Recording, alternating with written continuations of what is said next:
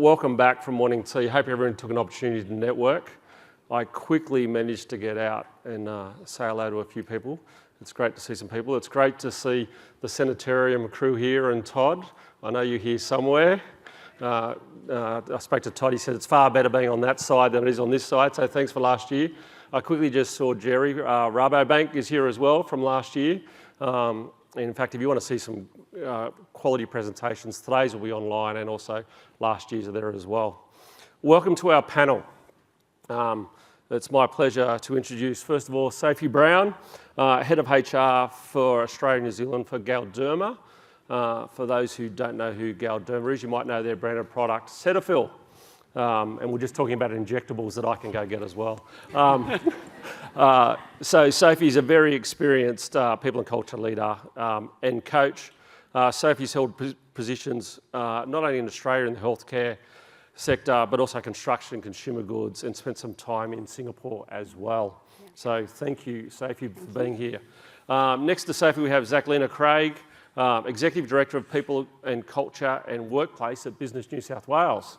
For those who don't know, Business New South Wales is Australia's not-for-profit membership organisation that advocates on behalf of all Australian businesses.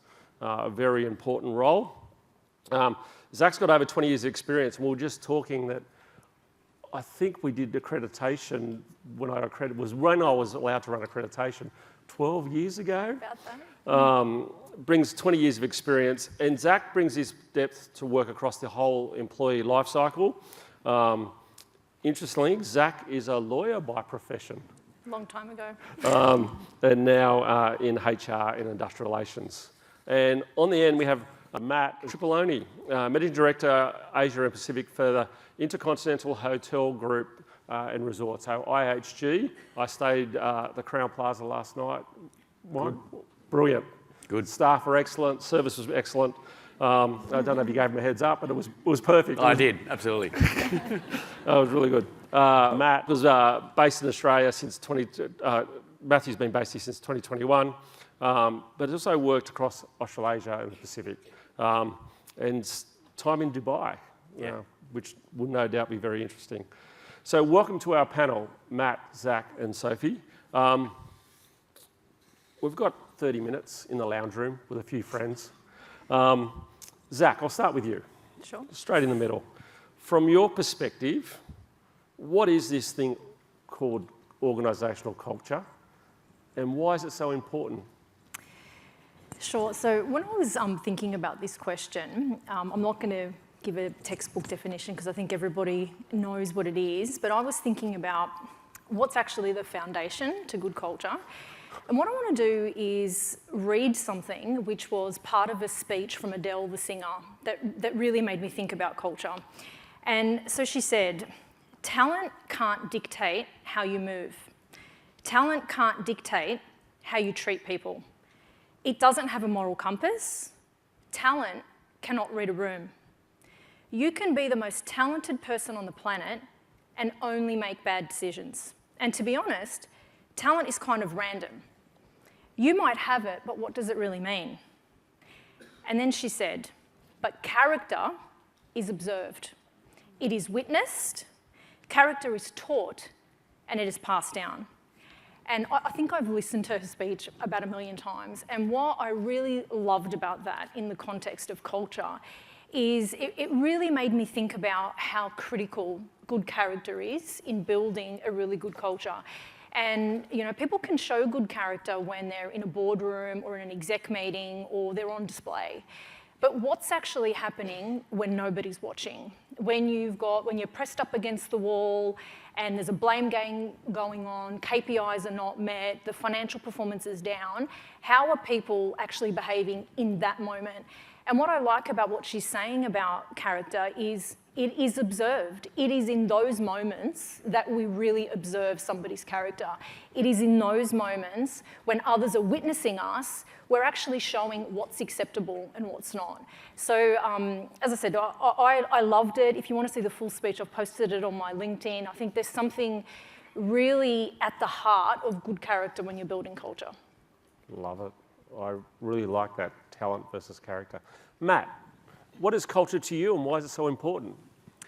Was Zach answered it really well, but essentially, I suppose I'd rather answer it by an observation that I've been making lately. And I work for a global listed company, and global listed companies report earnings on a very regular basis, and they have all sorts of analysts rummaging through their performance. And to a large extent, it's easy for management and leadership in those companies to be quite reactive to those sorts of things because it's impacting shareholder value. But essentially, what I've observed for really successful companies is that that's all there, but ultimately what will really drive sustainable performance is care for your people and development in your people and development in leadership. And that then starts a self-perpetuating cycle of a cultural change. What's important to our company? The financial performance, it always needs to be there, and it will be there, and it's there. But ultimately, pull that fabric back, pull that layer back. What do we stand for? What do we believe in? And how do we want to behave? And that will then drive a culture that will then start delivering on all sorts of performance metrics naturally anyway. So to me, culture is largely around that, building that fabric underneath all the optical things that you see out there and people observe of your company, whether you're a private company, a public company, whatever it might be. What do you stand for? Who are you? I love it. The fabric underneath. Absolutely. Sophie, for you at Galderma, what is culture? Why is it so important? Look, culture I see is the glue that really connects our strategy to our people and is an incredible important choice in how we win.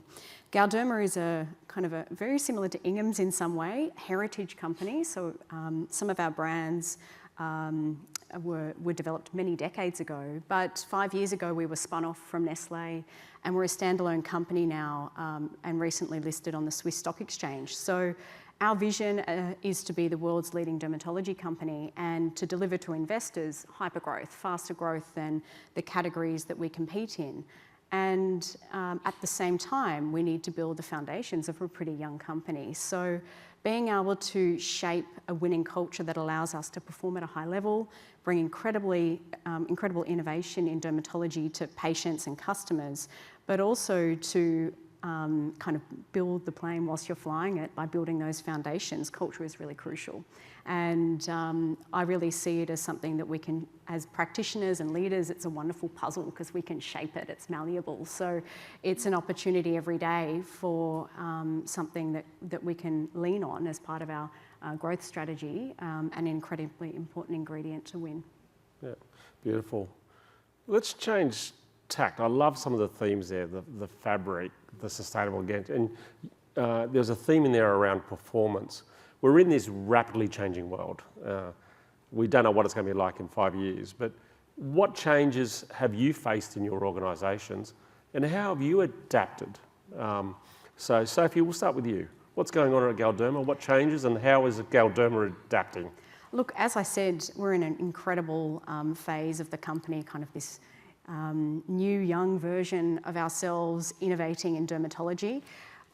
We've been on a large cultural journey, and here in Australia and New Zealand, we started about 1.5 years ago. We'd had a lot of change locally.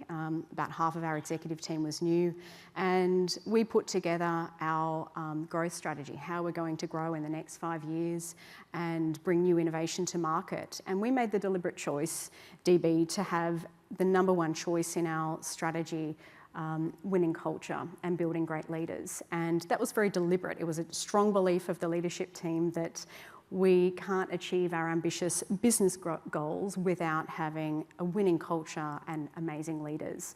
And since then, we've been on a cultural journey. We're still on that pathway.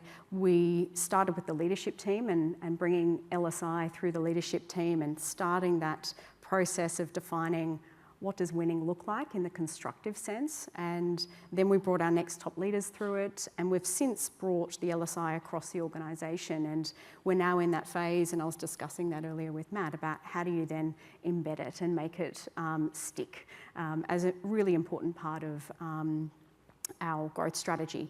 We've also been doing a lot of work on being really clear about who we want to bring into the company, particularly leaders, and perhaps not being ashamed at saying we are growing really quick. We're still building those foundations. So if you want to be gritty and come roll up your sleeves and build something, come and join us. And so we've been really working on how to create attract great leaders, but also develop talent internally and making sure that we have strong leaders throughout the organisation that can shape that culture. I really like that, being clear about the leaders you want and building the leaders.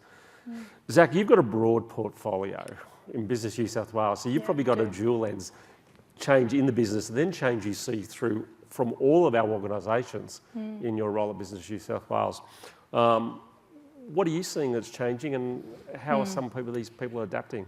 So in addition to being a not-for-profit working on business, with businesses, we also run a number of commercial businesses. And what we're really facing at the moment, as a lot of businesses are, is this balance between growth, moving quickly and growing, and managing your internal, your foundations, your compliance, your structures.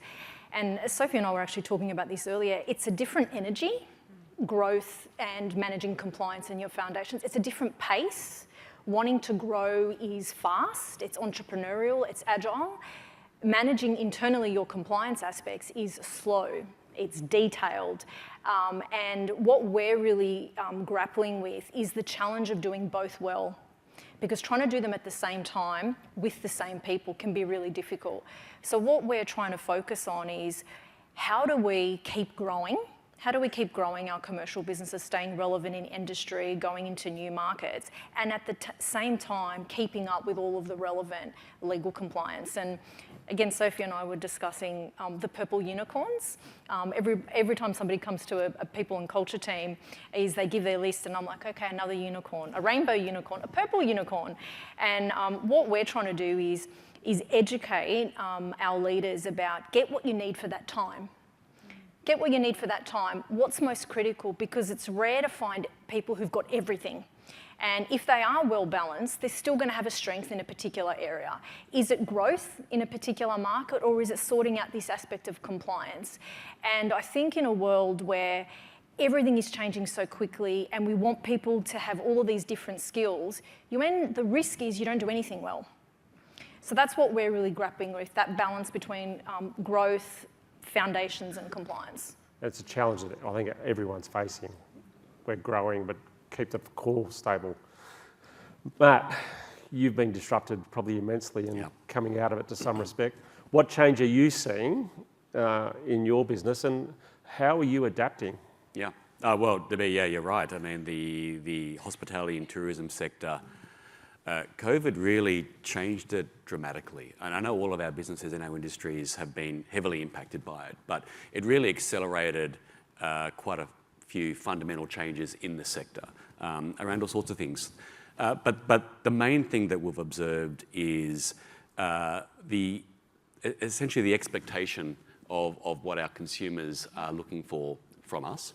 And you all stay in hotels, and I imagine you've all experienced maybe one of our brands. But the hotel sector generally is built around creating wonderful, unique experiences for our guests in our hotels. And by definition, that then, if it's delivered well, attracts people who, above everything else, care for providing experiences for those that are around them. So the hospitality sector, and IHG more specifically, generally has attracted over time people that just love the industry. And that's a wonderful thing, and it's something that makes the company that I work for quite beautiful, and the sector more broadly amazing. But we're trying to juggle this in a fast-paced changing environment where financial pressure, expectations on performance have never ever been stronger, and the market dynamics are incredibly challenging right now, and I don't know if they'll ever stabilise, to be honest. Volatility globally and locally may be just with us now for a prolonged period of time. So we're now juggling a company's dynamic where the culture is all around authenticity and being genuine and being nice, providing experiences, but then you layer over that this huge pressure from performance. And we're now juggling a transformation on how the leaders in our company can be better balanced to deliver on both of those, which we believe you can, absolutely you can. And Corinne, I'm just looking at her over there, has been a big part of this from Human Synergistics, who have been our partner for a long time. And I was lucky enough to be with Corinne recently on a leadership course where a lot of our senior leaders were working through these challenges. And it's not easy. You use these tools which identify behaviours that need to be worked upon, but then it's all then around how you embed that in the business, continually reinforce that, and then provide some real structural change that will really drive the dynamic of the business moving forward. Tough. Yeah, I like that. We can get it, but now we've got to embed it. Yeah. And we've got to do it again tomorrow, and the next day, and the next week, and the next month. Let's flip and bring out our crystal ball. Let's go to the future. Matt, I'll start with you. You talked about you think change is going to continue and this pace of change is going to continue. What do you think's in future for us? What are the future challenges that IHG is going to have, and how do you think you're going to adapt and handle these? Well, specifically around culture, it's tough. Absolutely. I don't think you've seen evolutions on such a tight cycle as what's happening right now. I have kids. They actually finished school now, so they're 19 and 17, but they've grown up in a very different world to the world that I grew up in. And there's good things and bad things about that, I suppose, but I'm very open-minded about these things because you need to be. And I suppose for us as a company, we're now starting to deal with a future pool of colleagues and guests in our hotels that have a completely different perspective on absolutely everything that I and many people in our company have had. And I'm grappling with that myself, to be honest. It's really just the views and thought patterns are completely different. But also what they expect from the businesses and the companies that they work for is incredibly different now. I grew up in a company where loyalty was valued above everything else, and you just push through the challenges that today you would not be expected to push through, nor should you need to. And that's the environment that my children have grown up in. So for us, one of the big issues around culture is around how do we provide a culture, an organisational culture that's so engaging that we can retain the workforce, continue to develop this amazing workforce, and make them loyal and proud of working for the company that we are. That, I feel, is a challenge that's not going to go away, and it's very different to the cultural organisation, I suppose, environment that I faced when I entered the workforce. Yeah, it's different, isn't it? Yeah. It's different. Sophie, bring out your crystal ball. What's in store for us in the future? Very similar themes. I think two things come to mind. The first is that the pace of change, I don't think will slow down. So that important role that leaders will need to play, but even more so within organisations, when a lot is changing, there's a lot of uncertainty, as Matt talked about, our markets or industries are being disrupted. With the pace of change and that amount of uncertainty, leadership is so vital for an organisation to mobilise results and productive outcomes despite that, and to create clarity and focus in people and to bring out the best in people. The second point I had is very similar, which is the generational shifts and the changing needs, desires and expectations. Particularly, I'm looking at it not through the lens of hotel customers, but through our organisation. And coming back to leadership again, it is different, the next generation coming through. And as a result, our leaders do need to be adaptable to be able to bring the best out of individuals that may have really different core beliefs to what they do. And I think that's a wonderful dilemma that we're all facing. I like that word adaptable, and that'll come up a little bit later on this morning. Zach, what's happening? Very similar themes, very, very similar themes. I think one thing is post-COVID, the changing nature of employee expectations. And what I'm learning is that the push strategy doesn't work. It's got to be pull. And if you really want to get that discretionary effort, it's got to be from a place of loving the industry, loving the company. Because if you don't have that, people aren't willing to go the extra mile. They might have been 10 years ago, they might have been 15 years ago, but the expectations of employees now is so different to what it was even prior to COVID. One of the things, I haven't cracked it, what I've been looking at is how we can do a lot more individualised benefits, because what we're learning is that having an employee benefits program or a leadership approach that tries to cover many doesn't work anymore. What people want from their leaders and from their organisation is a tailored, individualised experience to what's going to get the best out of them. That takes time. It takes time, it costs money, and as leaders, what you're really asking your leaders to do is to know their people. Know me.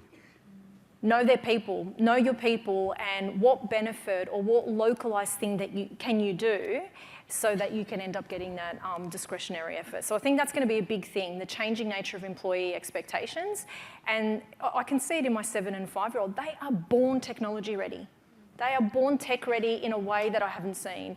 And I think for us in our commercial businesses, a real challenge for us is we're a people business, so technology is not our core capability. Okay, and we're seeing how fast technology is moving. So for companies where technology isn't your core capability, how do you keep up? How do you keep up and stay relevant? Because if it's not your capability, it costs you more, you don't know what you don't know. Doesn't mean that all companies are going to have tech as their core capability. So there's some of the challenges that we're grappling with. Yeah, awesome. And because it is moving fast. Very. All right. And I really like that insight, know me. Yeah. All right. Who am I as a person? You've all got a wealth of experience in what you bring. So I think to help us close out our panel, I'll start with you, Zach. What advice would you give to our friends in the lounge room to support their organisational culture journey, to support their people? Almost like if you had your time over again, I wish I... I might go a little bit around in how I answer this. Can I start with talking about marriage? I'm going to talk about marriage if I can. Is James here? He's at home. He's at home. He'll ask me, what did you say up there? No, I'm going to start with marriage, and I'll tell a little bit of a story, and then I'll get to what my advice is. You know, I was 30, I was single, I wasn't married, and there was someone I was working with at the time seeing me date all the wrong guys and having a super checklist and all of this. And he said to me, he gave me the best advice, and it actually relates to work. And he sat me down and he said, Zach, I'm going to say something to you. You cannot expect to get everything that you need from this one intimate partner. Okay, so all of the needs that you have as a human being, you're not going to be able to get it from your husband. Pick what's really important to you to get from your husband. What is it that you need in your intimate relationship? If it's support, if it's empathy, if it's you're loving music, pick those things that are really important that you need to get from your intimate relationship. And then everything else that you need for human interaction, you can get elsewhere. You can get it from your girlfriends, from your mum, from your brothers and sisters. It was the best advice, because what it actually did for me is it made me think about, actually, what do I need in that relationship? And it let go of expectations. Now, you might be thinking, what does that have to do with advice about organisations? I kind of think it's the same.